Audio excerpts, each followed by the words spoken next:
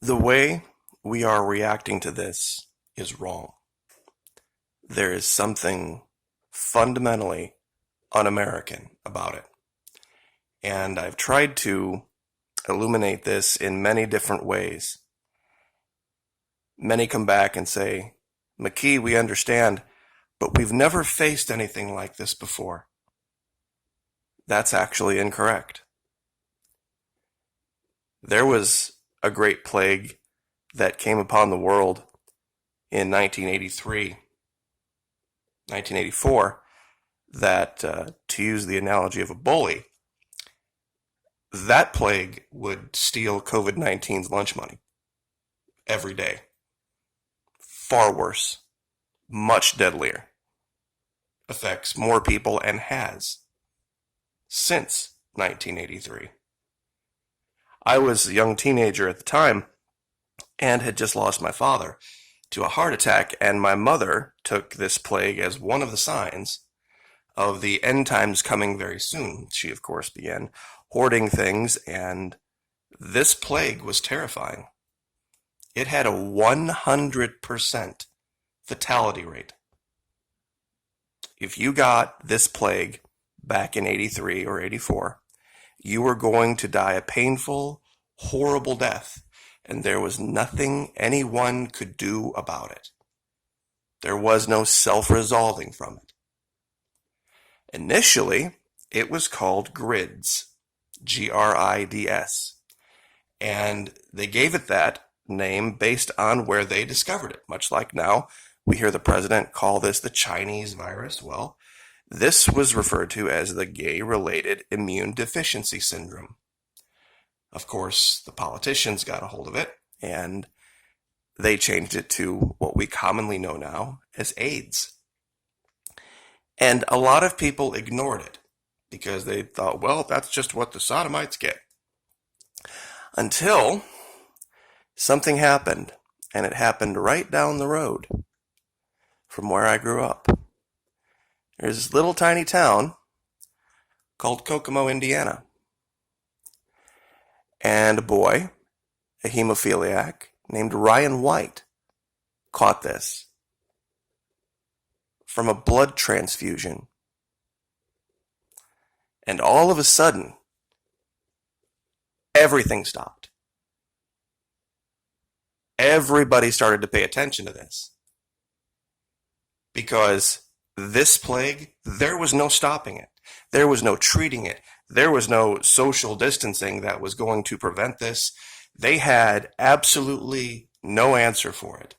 And it began killing people around the world like no other. And to this day, it does. And it does in a way, like I said, that makes COVID-19 seem like an amateur. Here are some basic stats. Global. 37.9 million living with it. 1.7 new infections per year. 770,000 die annually. Somewhere around 1 million die annually. Since the start, somewhere between 58.3 and 98.1 million people.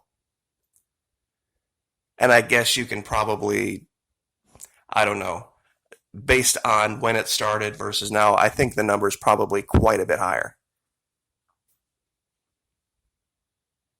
And there's still, really, they have drugs. There are some people now that have learned to manage it, but there's still no cure. But the important thing about this is that we didn't shut the world down. The reason I brought up San Francisco is because that's where it was first identified in the bathhouses. Now, if we had reacted in 1983 like we are reacting now, the first thing that would have happened, any and all sex work anywhere would have been banned immediately. I'm not for it. I don't think it's a great idea, but that would have been the case. Anything at all that promoted any kind of sexually promiscuous behavior would have been banned, including pornography. That would have been the 1983 reaction to our reaction now, the equivalent reaction. Don't think pornography is a great thing, but there would have been this massive outcry around the world about, wait a minute, there are certain limits to what governments can do.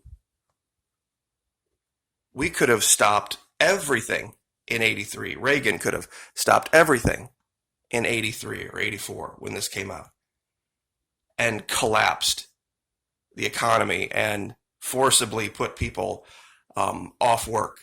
Because at that time, they really didn't know how contagious it was or it wasn't, whether it was truly just bodily fluids or not. And like I said, even now, people get COVID-19 and they recover from it. Nobody recovered from this. Nobody recovers from this at that time. You died horribly, painfully, and quickly if you got this. And once they found out it was in the blood supply, and then all of a sudden people, it wasn't a gay disease anymore. It was a world disease. It was a worldwide pandemic. That still goes on to this day. That's still how they refer to it.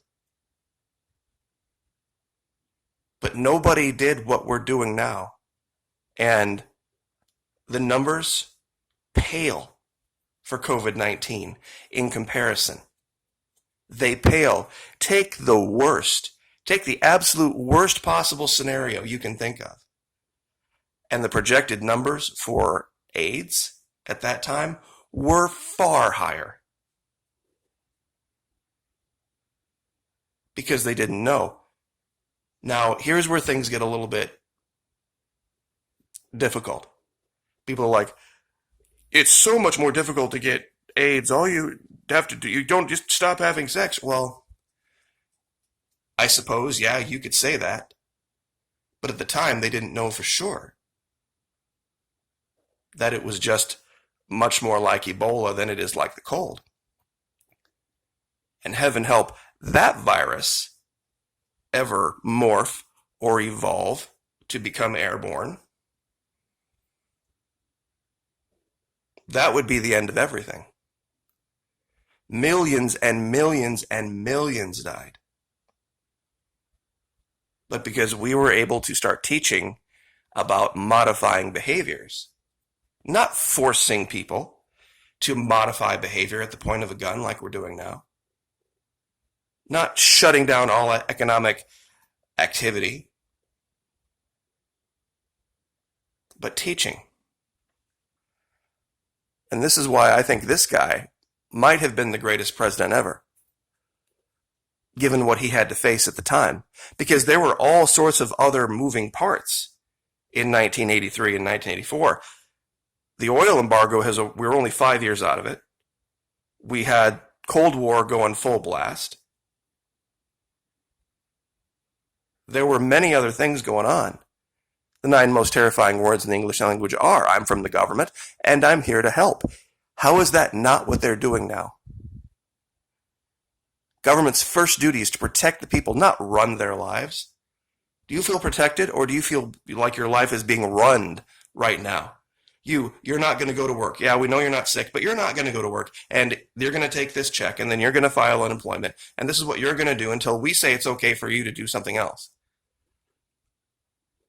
That's what's going on right now. And not in a localized area. Millions have been forced into unemployment at the point of a gun, which is what really is the case when the government says you may not open your business. The real crisis we face today is a spiritual one. At root, it is a test of moral will and faith. And if we ever forget that we are one nation under God, then we'll be a nation gone under. If he were alive today, and he heard that some government entity said, you may not freely assemble in a house of worship because of the idea that you might catch a disease or you might get a cold, that you may not go pray with other Christians. He would have lost his mind. As we all should be. We're still here. And there is absolutely no statistic that COVID-19 exceeds AIDS in. There have been plagues like this around the world since history has been written. Malaria, still to this day. Dengue, millions and millions and millions. Still the threat of Ebola out there. And, I mean, AIDS, malaria, dengue, all sorts of different things that if you wanted to put it to government to fix it, their answer would be what's going on right now, tyranny. We can't allow this. It's un-American. Some countries have made the allegation, look, we don't have a moral problem with homosexuality. We just know that that's one of the most risky behaviors, and we don't want to see, AIDS take off in our country.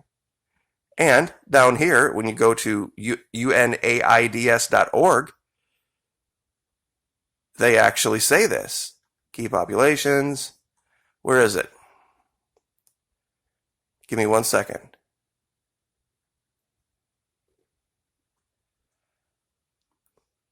It talks about it here that the groups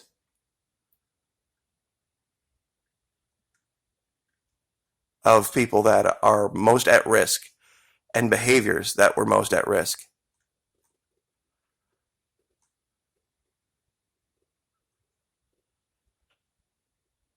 Sex workers, the numbers are just staggering. They are absolutely staggering, and they go on every year. Key populations. 95% Eastern Europe. Here it is. Risk of acquiring. 22 times higher among men who have sex with men. 22 times higher among people who inject drugs. 21 times higher for sex workers. 12 times higher for transgenders. And this isn't some type of a moral speech here. Because when the world started to pay attention to this was when it hit a boy in Kokomo, a young boy, 14 years old, I think. And it started infecting people everywhere. And you could have made the call then with much more evidence behind you to shut down the economy, shut down sectors of the economy. Tell people, stop having sex. Until we can clean the blood supply, nobody go give blood. I mean, it's just nuts what's going on right now. It is absolutely insane to see people out of fear go willingly hand over their freedoms. When this happened before, I know a lot of people now don't take AIDS as seriously as they used to because of the treatments available. That wasn't always the case. People were terrified of this. People thought this was the end. This was a sign of the end times back in 83 and 84. So I'll let those of you who lived through it down in the comments, you can speak to your experience with this. I remember it changed everything about how they did sex education. It changed the world. And I'll leave it there. Like, share, subscribe.